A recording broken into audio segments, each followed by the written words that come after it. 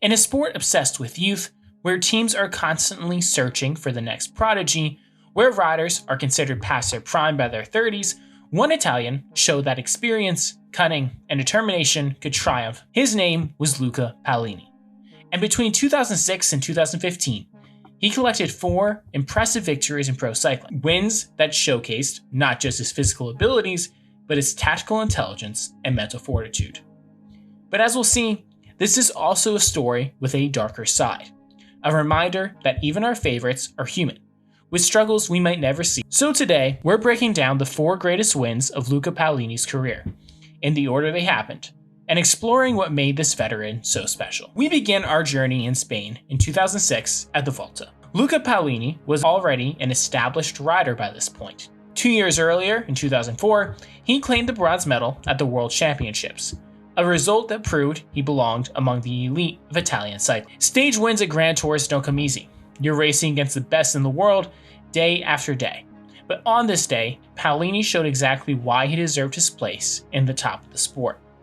He took the stage victory, adding a Grand Tour stage win to his resume. This was a rider who could compete at the highest level, who could seize opportunities when they presented themselves. It was a sign of things to come, because Paolini's best years were still ahead of him. Fast forward 7 years to February 2013. The scene shifts from Spanish sunshine to Belgian brutality. The Omloop Het Nieuwsblad. It's a traditional opening race of the cobbled classics season. The temperature was freezing. The wind was blisteringly cold, cutting across the Flemish countryside like a knife. Then the real attacks began. Van den Berg accelerated, hard. Only one rider could hold his wheel, Luca Paolini. The tall Belgian and the Italian veteran rode away from everyone else. On the windy roads that followed, they extended their lead to nearly 30 seconds over the 8-man chase group. With 20 kilometers to go, they hit the final pave section. Behind them, the chasers were suffering in the cold headwind, but despite being together, they couldn't close the gap. It was going to be a 2-up sprint. Van den Berg, the powerful Belgian, versus Paolini, the 36-year-old Italian. When they crossed the line, it was Paolini who raised his arms in victory. Riding for Team Katusha, Paolini had won one of the most prestigious one-day races in cycling. It was a masterclass in positioning, awareness, and toughness. But Paolini wasn't done. Not even close. Just a few months later, in May 2013, we find ourselves at the Giro. And here's something remarkable. This was Luca Paolini's first Giro. At 36 years old, he was riding his home Grand Tour for the first time. Stage 3 rolled out of Sorrento under grey skies, with 222 kilometers ahead. Before the start, everyone expected an intense fight to get in the breakaway, followed by either a sprint finish or a breakaway win. 7 riders escaped quickly. They built a lead of 6 minutes, enjoying the stunning views across the Mediterranean and the beautiful coast road. But Team Sky, flexing their muscles, kept the gap in check. They chased steadily. The brakes started to crumble on the climb after 145 kilometers. Sprinters like Cavendish and Buhani were dropped. Up front, the brake fractured as the pressure was turned up. But with 27k to go, everything exploded. Rider Hejjedal, the 2012 Giro overall winner, suddenly attacked from the front group. For a few seconds, it looked like the race might blow apart. Astana organized the chase, and Hejjedal was caught. Lapuccio, the race leader, wasn't there. The young Italian in pink was gone, and with him went Team Sky's control of the race. Immediately after the summit, the attack started flying. Valerio Agnoli went first. Hejjedal jumped across, and then came the descent. Fast, technical, twisting, dangerous. And this is where Luca Paolini showed his ability. He attacked on the descent. He was an excellent descender, and he used every bit of that skill now. Carving through corners, taking risks, opening the gap while others hesitated. With 5k to go, Paolini was clear. He treated this Giro stage like it was a one-day classic, where everything is on the line. He knew the numbers too. Katusha had performed well in the race's team time trial, and Paolini knew if he won the stage, a 20-second time bonus would be enough to take the pink jersey. And that's exactly what happened. Luca Paolini crossed the stage alone, 16 seconds ahead of Cadel Evans and Ryder Hejjedal, his first ever Giro stage, and the Maglia Rosa to go with it. At 36 years old, in his first Giro, Paolini had the pink jersey. This brings us to March 2015, and what might be the greatest victory of Luca Paolini's career.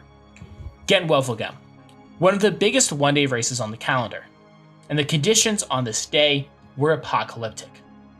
The riders at the start line knew they were facing something special. Rain was falling, wind was howling. This was going to be a battle of survival.